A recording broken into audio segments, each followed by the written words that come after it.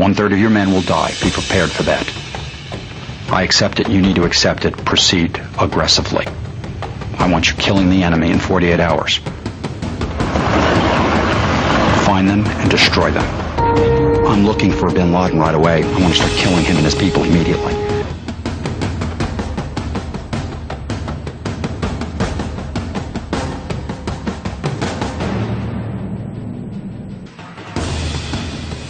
Gary Berntsen, a revered and sought-after officer of the Central Intelligence Agency, led some of the most vital response teams that were formed under the Bill Clinton administration. He also helped develop important pieces of intelligence in the mission to annihilate the Al-Qaeda leadership. Berntsen, who rendered his service to the CIA for decades, made it his mission to track the world's most wanted terrorist, Osama bin Laden. Among many other revelations in his best-selling book, Jawbreaker, Berntsen explains his first ever encounter with Osama bin Laden at Tora Bora and how the Al-Qaeda leader slipped from the grasp of the CIA. Tonight, on part 1 of an exclusive interview with ex-CIA operative Gary Berntsen. He's a decorated Central Intelligence Agency serving officer. His work is so exemplary that he was awarded the Distinguished Intelligence Medal in 2000 and the Intelligence Star in 2004. His work has also been recognized after his deployment and counterterrorism efforts in response to the embassy bombings, the East African embassy bombings and the 9/11 attacks. He worked hand in hand with the current President of the United States, Donald Trump, that his campaigning and his work in this campaign even helped him win one of the biggest and toughest swing states in America, Florida. I'm joined by the man himself, Gary Berntsen. Pleasure to be with you today. Thank you very much. Thank you very much for this exclusive interview. But first up, radicalization. How much is terrorism rampant and widespread in the world around? And how tough is it to penetrate through these ISIS terrorist groups? The current situation that we're facing right now is one based on the United States battle with ISIS. ISIS was an organization that was grown out of the efforts of Al-Qaeda, which, date back to the first Afghan war. ISIS right now is an organization with forces on the ground in over 38 countries. Its primary elements are in Raqqa, Syria, and in Libya, in Benghazi, Libya. It is a growing threat that is threatening not just the United States, but the entire free world. They have forces that are willing to conduct suicide attacks on any part of the planet at any time, and this is a threat that the free world collectively is going to have to combat, and it is likely a 2 to 3 decade effort that we're looking at. That is how serious this and the size and the scope of this threat is. How many countries have gotten together with the United States, and how many are in the pipeline of joining efforts with the United States to combat ISIS in the future? I think that you find that the United States and the United States intelligence community cooperates probably with over 100 countries in the world in the field of counterterrorism. It has high levels of cooperation, and that means the sharing intelligence from the American side and the return from their counterparts locally. The greatest threats, though, on ISIS right now are in the European continent, in the Middle East, and in Africa. Though I say that, the United States still faces a problem with ISIS in America.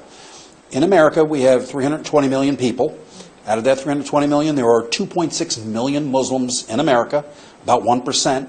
Out of that 1%, about 15,000 of them have communicated in 2 directions, there and back, with ISIS on social media. We've seen this.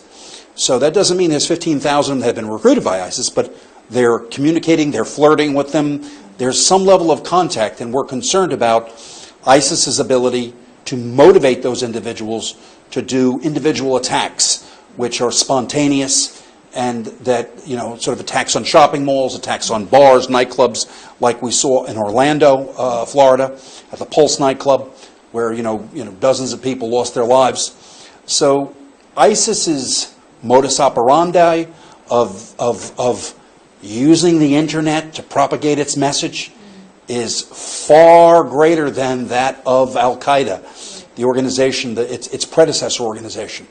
So ISIS presents new dynamic challenges to not just the United States, but to the West and to the other Islamic nations that are in the Middle East. Allies of the United States in the GCC, the Gulf Cooperation States. We're talking about Saudi Arabia, Kuwait, Bahrain, Oman, the UAE, and Qatar are places that are in confrontation with them. And the reason ISIS would focus on those states is that's where the oil is. These individuals are attempting to seize control of these countries, to plant the flag there, as they have planted flags in Raqqa and as they have planted flags in Libya. Mr. Berntsen, we know the American defense is so big that even if 8 countries were combined, we cannot match up to an American defense system. It's so large scale. But when we saw evidence of the marathon bombing, the Boston bombings, there were evidence of even pressure cookers being used. How big is ISIS and their influence anyway? Well, I think people have to recognize that the United States, as you stated, we have a defense budget in excess of $650 billion, which is larger than the next 10 countries in the world combined. But when you can't just count the defense budget. You have to recognize that there's a homeland security aspect of it in America. And you mentioned the Boston bombings, where several individuals who had immigrated to the United States from Chechnya, returned to Chechnya, were radicalized, and then came back to the United States and conducted a deadly bombing that caught the attention of the world and killed and injured a number of people. ISIS has the ability to reach out to individuals, many of them who have never been involved in terrorism, and to inspire them to act. And there's an entire new generation of individuals being motivated by ISIS. It's a new battlefield for us. I like to tell people that, and when you look at modern conflict, you must understand that modern conflict is very different.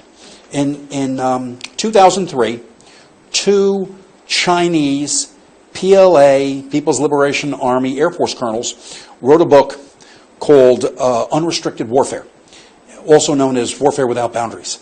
And what they talk about is individuals or countries that want to confront the United States need to do so in irregular ways. Attack them with lawsuits, through terrorism, financial network attacks, attacks in the media.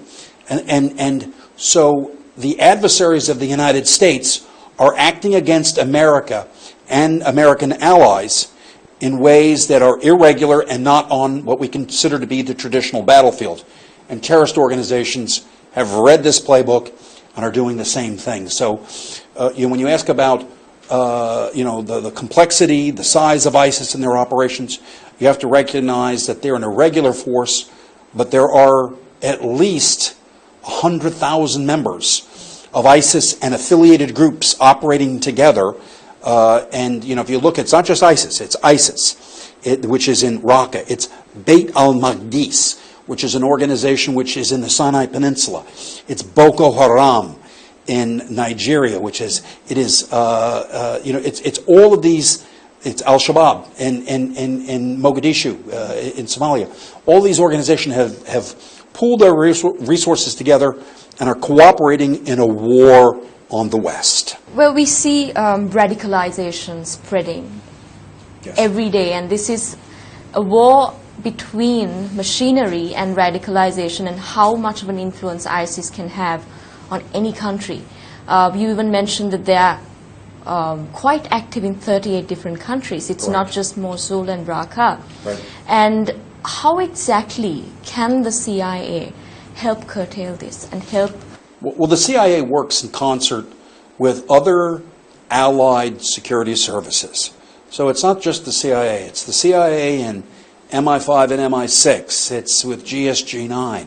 It's with the security services of India, the research and analysis wing. It's every security service of an allied country in the world that we can find and engage in a cooperative effort to stop the wanton murder of these individuals. We will engage. And so it is, but also one must recognize that frequently when there is an ISIS attack, it is not an elite security force or counterterrorism force that faces these people. It's frequently common policemen, firemen, citizens who happen to be on the street when a bomb goes off that wind up saving one another or helping until, we can't have a security person on every street corner and every store.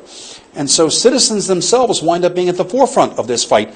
And average policemen and policewomen are engaged in this process alongside of us. So all of them need training, a new level of training, whereby years ago, if there was a shooting in a mall, the security forces would stop and wait for the SWAT team to get there, right, to engage. No longer. If there's a shooting in a mall, an average policeman must enter that mall and engage those shooters immediately to stop what could turn out to be large-scale murder by 2 or 3 terrorists with weapons in there. So we're having to train policemen differently and to change very basic security practices of the normal police across the world to deal with this threat. Well, America has surprised us on many occasions. When it comes to world politics, we saw the tectonic plates of world politics itself change after the Trump administration took over. And also, it didn't take that long for the Trump administration to surprise the world again by its immigration policies. This time, not like any other presidents, the ban was on 7 different countries, which were allegedly Muslim majority countries, even though Trump administration says it's not focused on Muslim countries. But how exactly is a Trump administration going to deal with radical terrorism? Well, the first thing I'd like to say is that Trump's actions against the 7 specific countries that we're talking about right now is a temporary 90 to 120-day stay, which will not allow visas to, or those individuals from those countries to enter. It's not a permanent ban. And you must recognize that it was against Libya, where there are no security forces that we're working with. Somalia, no security forces. Yemen, no security forces. Iran, that has been doing attacks on the United States for many years. Iraq, a country where you have special groups and terrorists operating. The point was this, and people are calling it a ban, this action to delay immigration from those and visas from those states was done as part of a campaign promise to assess how we were vetting individuals in what we call sort of shatter zones where there's no governance. If someone is going to immigrate to the United States or get a visa issued in Sri Lanka, and let's just say they're going to immigrate from Sri Lanka, they have to pass local police checks. The embassy will check and see where you lived, and they'll check with the police to see whether you've conducted, major crimes or done terrible things, and we get a police report. You can't get police reports in Somalia, in Syria, in Libya, in Yemen. So Donald Trump and his administration recognized that there are parts of the world now where there are large numbers of terrorists, there are no security forces on the ground that we can cooperate, and he wanted to do a full reassessment of the security practices that were taking place and how were we vetting people in these areas where there were no security forces. Understand something. The United States allows 1.6 million people per year to immigrate to America. This is more than all countries in the world combined. Every year, 1.6 million. Every 10 years, almost 16 million, almost the population of your country, okay, that we allow to come in here. Donald Trump has not slowed down the immigration process. He's not changed those numbers. Those are set in stone by the Immigration Nationality Act, how many people we let in. And it's done globally, sort of, based on the population. India gets more people than El Salvador gets, because of just, we try to balance that off. We even have a visa lottery, for goodness sake. So Mr. Trump hasn't tried to change that. He's had a temporary stay on this, but there has been hysteria on this, and people are saying, well, Donald Trump's a racist, and he's not, he's treating Muslims fairly. There's 25 other Muslim countries. People keep coming in. We're not stopping them. His ban was on those parts of the world where there is no governance and where terrorists are running the place. And I think it's a fairly reasonable thing to do as a new president, to assess what is going on in those places, because his ultimate responsibility is the protection of the 320 million American citizens that have put him in power. Mr. Berntsen, you don't seem to be a big fan of the Obama administration. Not at all. Why is that? President Obama conducted himself in a fashion that was more like he thought he was the leader of the world instead of the leader of the United States. He wasn't looking out specifically for the interests of Americans and American workers. He was looking at the world. He was a globalist, an internationalist. What Americans wanted was an American president that would help them in a time where many, many people had lost their jobs, when we have serious problems with unemployment in the United States. We have 94 million people outside the workforce. It's the largest number of people outside the workforce in history. And our labor participation rate is like 62%. That's it. So Mr. Trump's campaign and the focus of his efforts were to restore the American economy. The American defense structure, which provides a lot of security for the free world. We provide 70% to NATO. The U.S. Navy is the largest navy in the world. Actually, all other navies put together don't equal the size of the U.S. Navy. We keep the sea lanes open for the world. And the way we do that is with a large, powerful economy.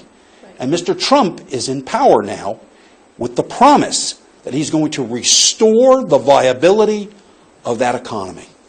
Because that economy has been suffering with low growth and with massive debt, massive sovereign debt. $20 trillion is the national debt. There is a bigger problem that's looming. It's not the war, it's not terrorism, but you reckon there is a bigger problem. The debt is our greatest threat. Michael Mullins, Admiral Michael Mullins, who was the chairman of the Joint Chiefs of Staff under President Obama, said the single greatest threat facing the United States is the national debt. Well, with that, let's head into a short commercial break. But when we come back, we'll have more on this exclusive interview with Gary Berntsen. Stay tuned. 1/3 of your men will die. Be prepared for that. I accept it. You need to accept it. Proceed aggressively. I want you killing the enemy in 48 hours. Find them and destroy them. I'm looking for bin Laden right away. I want to start killing him and his people immediately. 1/3 of your men will die. Be prepared for that. I accept it. You need to accept it. Proceed aggressively. I want you killing the enemy in 48 hours. Find them and destroy them. I'm looking for bin Laden right away. I want to start killing him and his people immediately.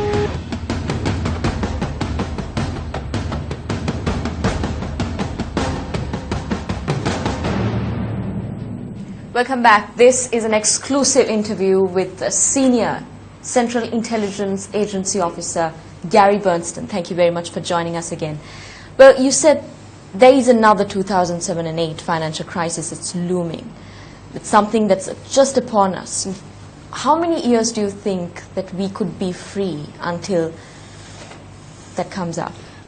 The great threat, of course, to the United States and to the free world, and to the world, of course, is a sovereign debt threat. In 2007, 2008, we witnessed a shocking collapse of markets in the United States. We had Lehman Brothers collapse. We had AIG, the American Insurance Group, collapse. And what happened at that point was the United States Federal Reserve was able to step in and, reliquefy many of these organizations, was able to inject money into them. At that point, the Federal Reserve of the United States was leveraged at $22 to 1. For every dollar that they had in their accounts, there was $22 lent out, and now it is 77 to 1. The Federal Reserve would have a difficult time in doing this again. So the only international organization with a clean balance sheet that can come in and save the financial system is the International Monetary Fund. The IMF has a clean balance sheet, but there's a price to be paid for that. The debt is not just a debt. I mentioned the United States having $20 trillion debt. But you have to understand that the United States did that debt over a period of 241 years. We built that debt up. George Bush started at $3 trillion, took it up to $9 trillion. President Obama took that $9 trillion up to $20 trillion. But China, which entered the global free market in 1992 when it opened its economy, has within 24 years amassed $30 trillion in debt, 50% more than the U.S.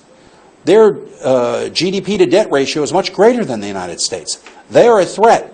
You have countries in Europe that have significantly greater debt than the United States. The Italian economy is in great trouble right now.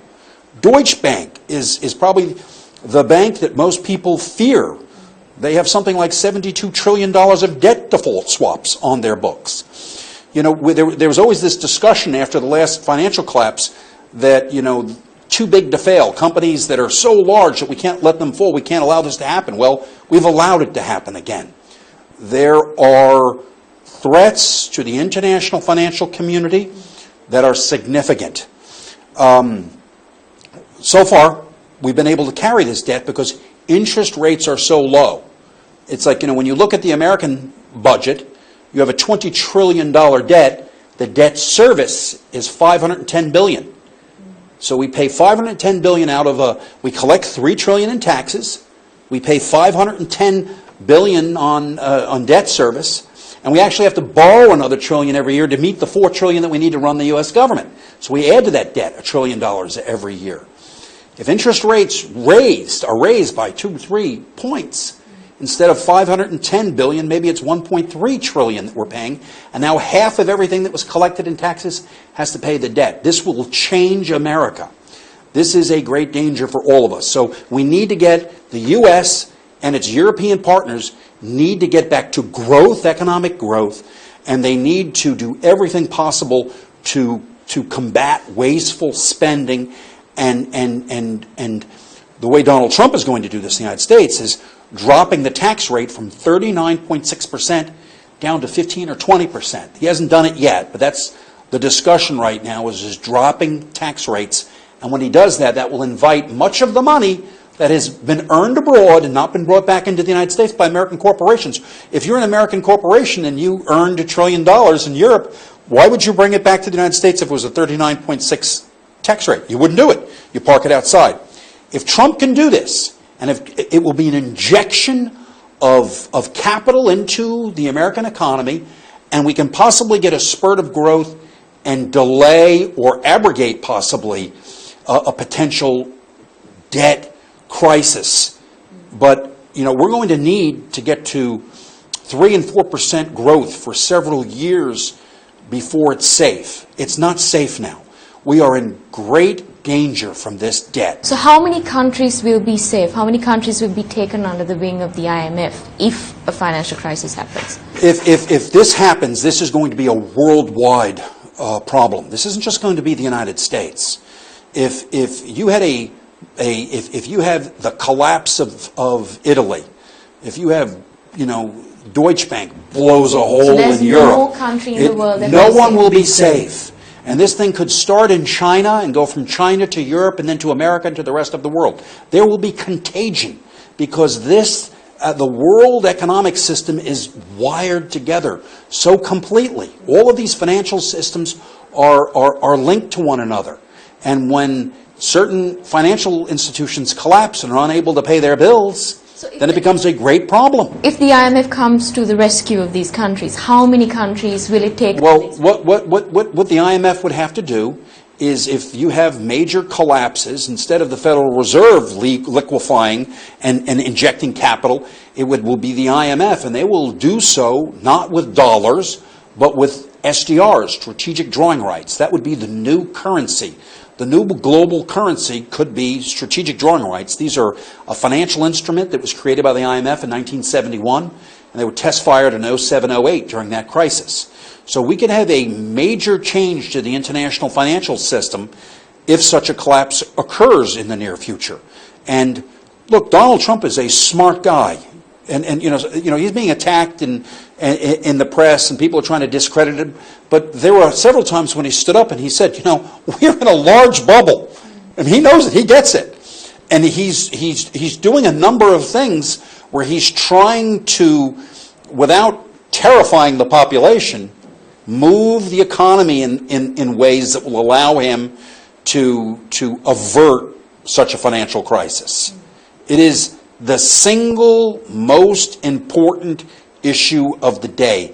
This is a greater threat than any terrorism to America and to Europe.